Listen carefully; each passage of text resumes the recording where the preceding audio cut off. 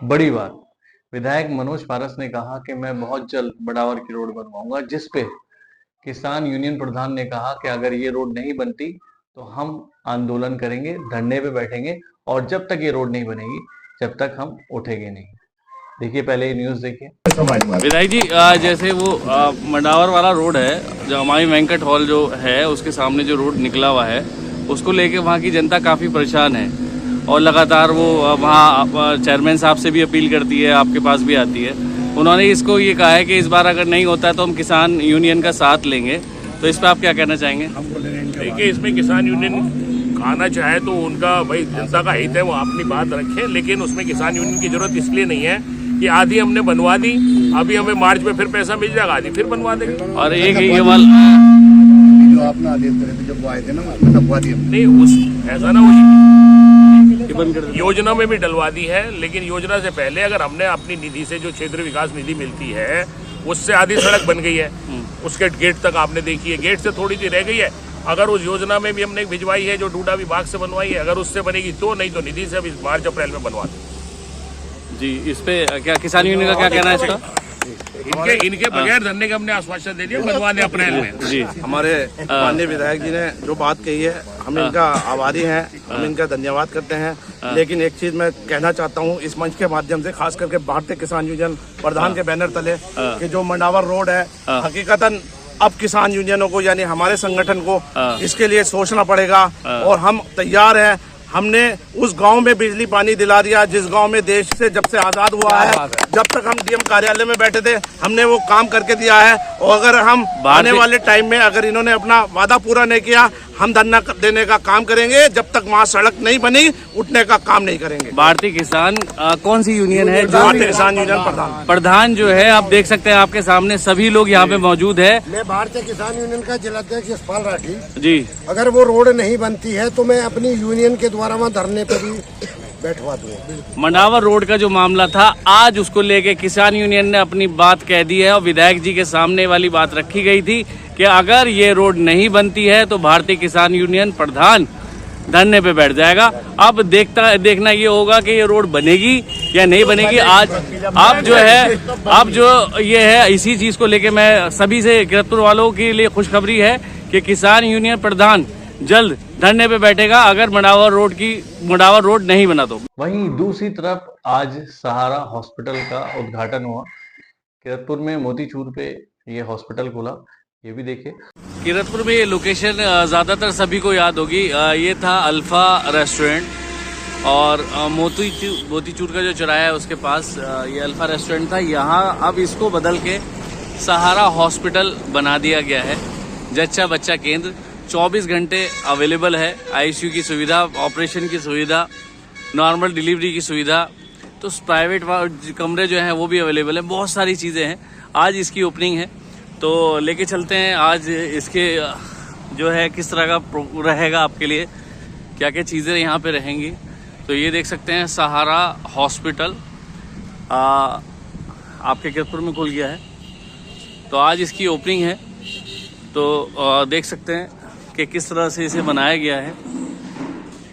तो ये डॉक्टरों के चैम्बर हैं, यहाँ पे अलग अलग चैम्बर हैं, इसमें डॉक्टर अलग अलग बैठेंगे। और इसमें अगर इमरजेंसी के तहत अगर देखा जाए तो आईसीयू की जो फैसिलिटी है वो भी है। मान लीजिए जैसे किसी को ऑक्सीजन की ज़रूरत है या कुछ और मशीनों की ज़रूरत है तो वो भी मशीनें अवेलेबल हैं यहाँ पे। तो जानने की कोशिश करेंगे कौन इसके ऑनर है। एनआईसीयू जो है बच्चों के लिए वो भी यहाँ पे अवेलेबल है। यहाँ पे एनआईसीयू की फैसिलिटी रहेगी। यहाँ पे जो है आपका वार्मर जो है, देख सकते हैं वार्मर है यहाँ पे। तो इसमें ये सारी चीज़ें यहाँ पे आपको रिसेप्शन पे कोई ना कोई यहाँ पे मिलेगा। तो इस तरह से यहाँ फैसिलिटी है, देख सकते हैं आप।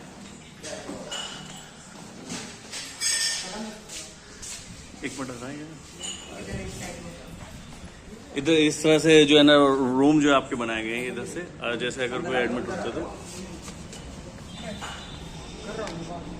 और हाँ, अच्छा, रूम जो है यहाँ पे अवेलेबल है। जैसे देख सकते हैं ना, प्राइवेट रूम जो होते हैं, ये अगर मान लीजिए जैसे कोई लेडी एडमिट होती है और प्रेगनेंसी वाला मामला है तो बेड अवेलेबल है इस तरह से। ये जनरल वार्ड है और ये जनरल वार्ड 2 है। और ये देख सकते हैं प्राइवेट जो रूम है वो ये इस तरह से बनाए गए हैं, देख सकते हैं आप। तो ये सहारा हॉस्पिटल खुला है आपके किरतपुर में मोतीचूर पे। तो जानेंगे कौन है इसके ऑनर और क्या क्या किस तरह से किरतपुर में क्या फ़ायदा रहेगा। कि हम जानकारी लेना चाहेंगे। ज्योति जो है मैम हमारे साथ हैं इस टाइम।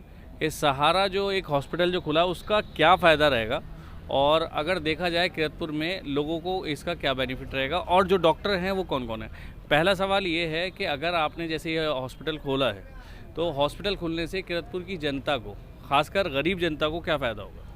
हमारे लिए देखिए ये जनता को ये फ़ायदा होगा, सभी किरतपुर वासियों को, कि ये सहारा हॉस्पिटल जो खुला है सभी गरीब वंचित लोगों के लिए खुला है। और हम हॉस्पिटल्स के जो काफ़ी बड़े बड़े सेंटर हैं उनके अपेक्षा हम बहुत कम ही रेट में इनको सभी चीज़ों की अवेलेबिलिटी देंगे, जैसे कि दवाइयों में, जांचों में, किसी भी चीज़ का। आईसीयू की सुविधा होगी। हमारे यहाँ doctor Sonika Singh MBBS DGO हैं और जो डॉक्टर हैं जनरल के लिए वो हैं doctor RN Singh, general physician है।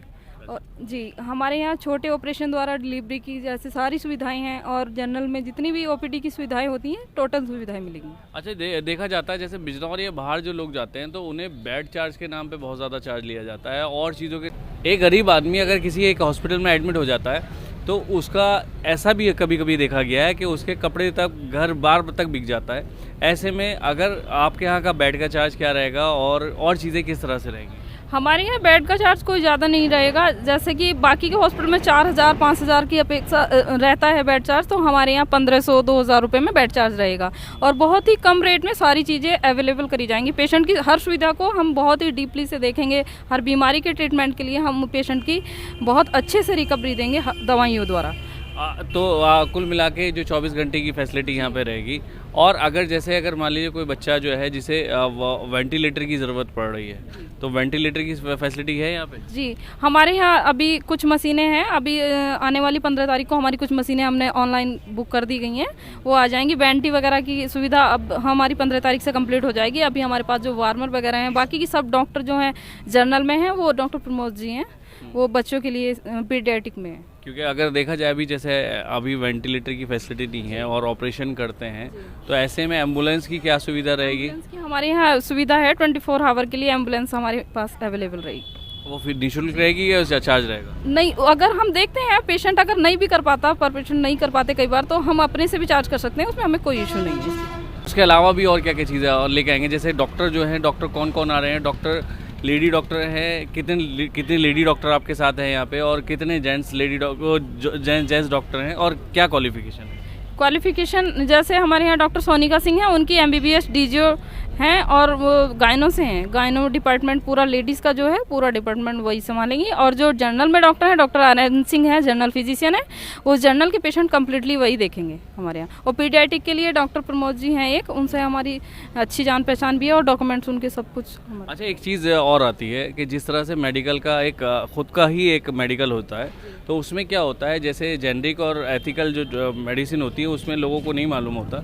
कुछ मेडिसिन ऐसी रखी जाती है जिसके रेट बहुत हाई होते हैं।